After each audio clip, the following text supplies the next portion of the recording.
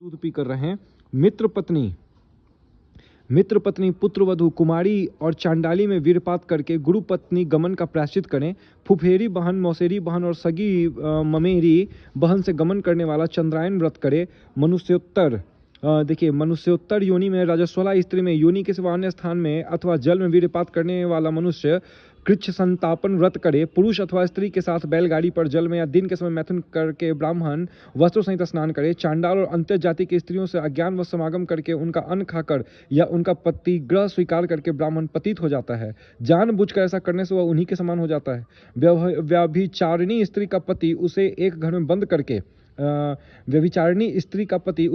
बंद करके और पर स्त्रीगामी पुरुष के लिए जो प्रायश्चित विहित है वह उससे करावे। यदि वह स्त्री अपने समान जाति वाले पुरुष के द्वारा पुनः दूषित हो जाती है तो उसकी शुद्धि कृच्छ और चंद्रायन व्रत से बतलाई गई है। जो ब्राह्मण एक रात वृषलिका सेवन करता है वह 3 वर्ष तक नित्य भिक्षान का भोजन और गायत्री जप करने पर शुद्ध होता है। तो इन्होंने कहा ना कि चंद्रायन व्रत करें, सब जगह चंद्रायन व्रत मोस्टली जगह जो है चंद्रायन व्रत है। तो चंद्रायन व्रत का डिटेल भी इन्होंने दिया हुआ है। और इन्होंने कहा है कि मित्र पत्नी पुत्रवधू कुमारी चांडाली में वीरपात करके गुरु पत्नी गमन का प्रायश्चित करें। तो गुरु पत्नी गमन का प्रायश्चित जो है इन्होंने इधर कहीं लिखा हुआ है। गुरु पत्नी गमन करने का इन्होंने प्रायश्चित यहाँ पर दिखाया है कि मोह व सुरापान करने वाला द्विजग्नि के समान जलती हुई सुरा का पान करे अथवा तपाकर अग्नि के समान रंग वाले गोमूत्र का जल का पान करे। शराब पीने वाले गोमूत्र का जल का पान करके भी शुद्ध हो सकते हैं। सुवर्ण की चोरी करने वाला ब्राह्मण राजा के पास जाकर अपने चौड़े कर्म के विषय में बतलाता हुआ कहे, आप मुझे दंड दीजिए।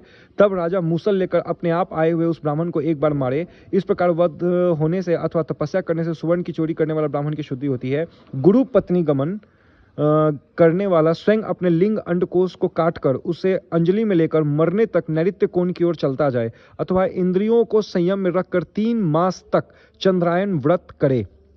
ठीक है, देखिए चंद्रायन व्रत हो गया ना अथवा में, तो चंद्रायन व्रत यहाँ भी है, चंद्रायन व्रत उधर भी है। चंद्रायन व्रत जो है ना वो इधर भी है। देखिए करने वाला क्या फुफेरी बहन, मौसेरी बहन और सगी ममेरी बहन से गमन करने वाला चंद्रायन व्रत करे।